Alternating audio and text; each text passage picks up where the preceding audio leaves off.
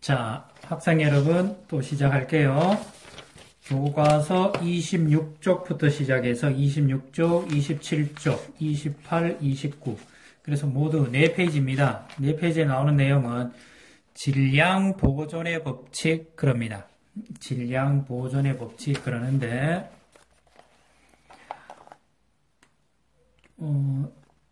질량 보존 법칙 그럽니다. 지금 생각하면 질량 보존 법칙은 당연한 것이지만 이 질량 보존이 성립된 것이 18세기 말입니다.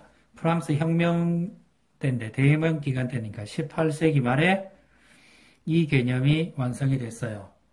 그전에는 질량 보존이라는 개념 자체가 없었어요.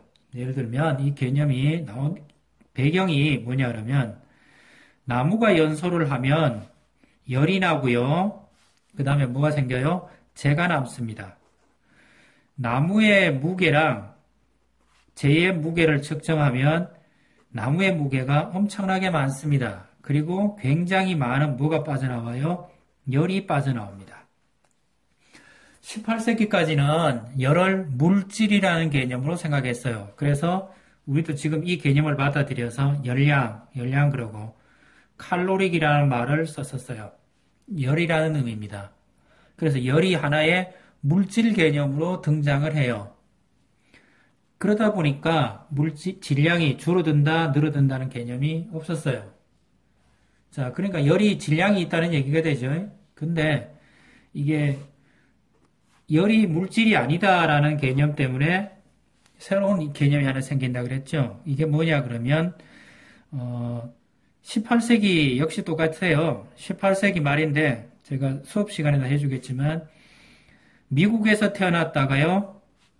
미국인이에요. 영국인이 되었다가 제일 마지막에는 독일에서 죽어요. 이 사람이 누구냐고 럼포드라는 사람이 있는데 한번 인터넷에 치시면 럼포드 이렇게 나와요. 근데 이 사람은 미국에서 태어났다가 미국이 독립을 하니까 영국으로 건너가고요. 그때 영국 국왕은 독일에 뭐가 있었냐 그러면 땅이 있었어요. 하노버라는 지역에 땅이 있었는데 거기에서 독일인으로 살다가 거기에서 죽습니다. 근데 그래서 이 럼포드라는 사람이 독일에 가서 대포를 만들었어요. 대포 공장에서 대포를 주조할 때 보면 주조를 해서 포신을 깎아요. 깎을 때 굉장히 많은 뭐가 나냐 그러면 열이 나요. 그래서 럼포드는 열이 굉장히 많이 나니까 대포가 가벼워졌을 것이다 라고 생각을 해요. 근데 실제로 대포를 다 깎고 나서 차게시킨 다음에 무게를 재면 크게 변화가 없어요. 보통 사람들은 그걸로 끝내겠지만 럼포드는 여기서 이제 바꾼 거죠. 열이라는 거는 뭐다가 아니다? 물질이 아니다. 라고 이제 얘기를 합니다. 그럼 이게 뭐가 되는 거예요? 물질이 아니면 열은 단순한 그냥 에너지다. 이런 개념이 만들어집니다. 그러면서 에너지가 생긴다는 것과 그 에너지가 앞에서 우리 라보아지의 18세기 말까지는 열이 질량이 있다라는 것은 다르죠. 에너지는 질량을 측정할 수 없지만 열이란 질량이 있어야 된다. 근데 열이 에너지가 되면 도대체 뭐가 되냐 이런 말이 되죠. 여기서 나온 게 질량 보존의 법칙이에요. 이 모든 걸 설명을 하려니까 이 모든 걸 이제 과학자들은 설명을 해줘야 될 필요성이 있어요. 설명하기 위해서 나온 게 2학년 때 배웠던 돌턴의 원자설이에요. 모든 물질은 원자로 되어 있고 크기와 질량이 있고 다른 물질로 변하지 않는다. 라는 원자설이에요. 이 원자설은 18세기 말까지 발전한 이런 배경이 있었어요. 나무가 탄다, 석탄이 탄다 라고 했을 때 물질의 질량이 줄어든다, 늘어난다 라고 했을 때 이걸 설명해 줄 필요가 있는데 그 개념으로 나온 게 원자설이에요. 이게 무슨 원자설인지 누구가 발표했는지 아시죠? 돌턴이 원자라는 개념을 새로 들고 나옵니다. 물론 처음에는 돌턴의 원자 개념은 그 전에도 있었어요. 그리스 기원전 5, 6세기에 고대 세계에 원자선이 있어요. 근데 그 개념을 다시 부활시키죠. 1800년경에. 19세기 초예요. 수천 년 만에 다시 했는데 이때 개념과 고대 개념의 원자와 근대의 원자는 조금 다르지만 기본적으로 생각은 모든 물질은 뭐로 돼 있다? 원자로 돼 있고 이 원자는 뭘 하지 않는다? 생성, 소멸되지 않는다 라고 말하는 겁니다. 자, 요게 이 말만 생성, 소멸되지 않는다는 개념만 정확하게 알면 질량 보존은 그냥 설명이 돼요. 왜요? 우리가 배우고 있는 지금 화학 반응이라는 거는 물질의 성질도 변하고요. 상태도 변한다라고 그랬어요. 상태만 변하면 물리 변화, 성질까지 변하면 화학 반응이랬죠. 이 반응에서 원자는 생성 소멸되지 않으면 그대로 있는 거죠. 질량을 가진 물체가 그대로 있으면 당연히 반응 전과 반응 후에 질량은 변한다, 안 변한다? 변하지 않는다. 이렇게 말을 합니다. 그리고 우리 교과서에는 실험이 2개가 나와 있어요. 하나, 요거는 같은 거예요. 탄산나트륨과 탄산나트륨 성액과 염화칼슘 수용액을 하면 침전이 일어나요. 침전이란 얘기는 물속에 뭔가가 가라앉는다는 걸 의미하죠. 가라앉으면 당연히 질량은 변화가 없겠고요. 그 다음 우리 교과서 2번째에는 뭐가 나오냐 그러면 식초와 탄산수소 나트륨 얘기가 나옵니다. 이거는 대면 수업에서 가능하고요. 여기서 뭐 할 수 있는 거는 여긴 제 집이라서 이게 불가능해요. 뭐가 없냐 그러면 이 전자저울이 문제예요. 굉장히 정밀한 전자저울이 필요한데 뚜껑을 열어놓고 측정을 하면 뭔가가 도망가 버리기 때문에 질량이 줄어들지만 뚜껑을 꼭 막아놓으면 질량이 줄어들질 않습니다. 요건 질량 보존의 법칙 그래서 나오는 실험입니다. 그리고 라보아제는 이걸로 한 건 아닙니다. 라보아제도 실제로 질량 보존의 법칙을 실험하지만 이 사람은 거대한 돋보기를 이용해서 불을 붙여가지고 다이아몬드를 태우는 실험을 합니다. 굉장히 부자였나 봐요. 빈 병이라는 게 뭐냐 그러면 이런 큰 유리병에다가 이 안에 뭘 집어넣습니까? 다이아몬드를 집어넣어요. 다이아몬드를 집어넣고 여기에 굉장히 큰 수경이라고 해서 돋보기를 가지고 이렇게 불을 붙입니다. 그래서 다이아몬드를 태우는 실험을 합니다. 태웠더니 이 뚜껑을 꽉 막아버리면 이 전체 무게는 변하지 않겠죠. 이런 실험을 라보아제는 합니다. 참고로 라보아제는 기록에 보면 좀 불행하게 사시다가 죽으신 걸로 되어 있는데요. 그거는 수업 시간에 하기로 하고요. 질량 보존의 법칙은 그런 개념입니다. 여기 라보아제에 나왔네요. 라보아제의 기본 개념입니다. 프랑스의 과학자고 질량 보존의 법칙을 발표했습니다. 이런 얘기도 나오죠.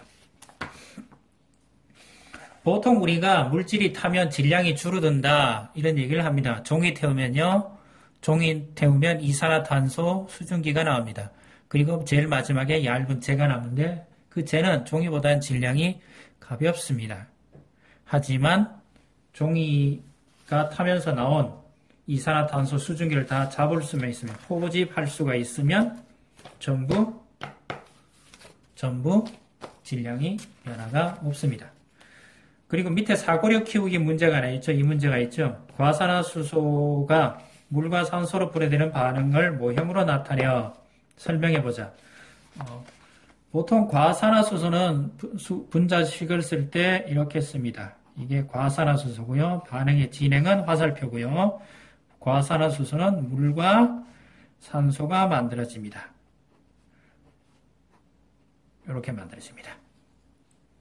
그리고 요 숫자는 모양새가 별로 안 좋으니까 양변에 곱하기 2를 해서 없애버리죠. 그럼 2개의 과산화수소가 2개의 물과 1개의 산소가 만들어진다. 요 산소가 우리가 살균, 소독, 표백에 씁니다.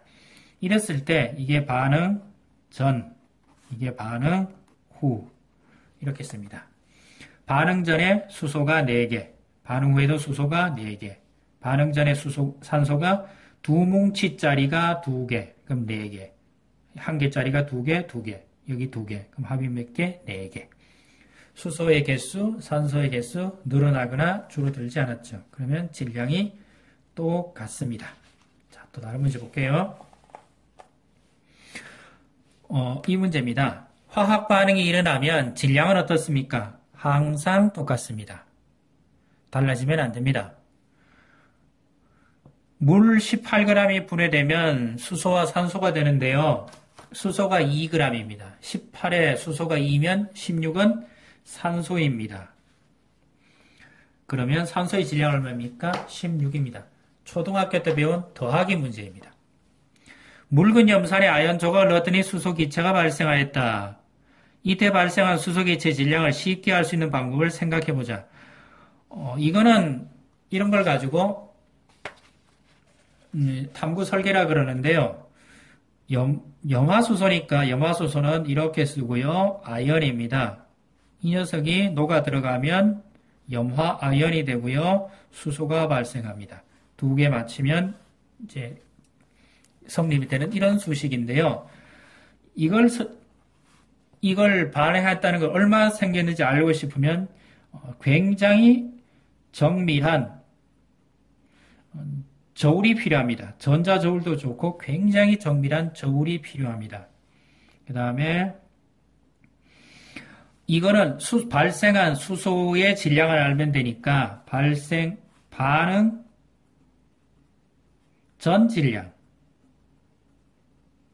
반응 후 질량을 알면 됩니다. 이때는 수소가 만들어진 거니까 수소를 공기 중으로 날려보내버리면 됩니다. 그러면 예를 들면 반응 전 질량이 20.02다. 근데 반응 후 질량이 20.01이다. 그러면 발생한 수소양이 얼마 돼요? 반응 전에서 반응 후를 빼면 되니까 20.02에서 빼기 20.01. 그러면 0.01 요만큼 되죠. 0.01g이다. 이렇게 얘기를 하는 겁니다. 그냥 단순한 더하기입니다. 만일에 뚜껑을 막아버리면 어떻게 됩니까? 예, 달아나지 않겠죠. 그러면 질량은 똑같다가 됩니다. 26쪽부터 시작해서 26쪽, 27쪽, 28쪽까지 했는데요. 질량 보존의 법칙입니다. 질량 보존의 법칙의 가장 기본이 되는 개념은 원자 개념입니다.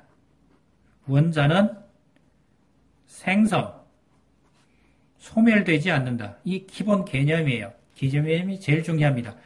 언제 반응 전, 반응 후 원자는 생성, 소멸되지 않는다. 그럼 항상 그 자리에 있다. 이렇게 말하겠죠.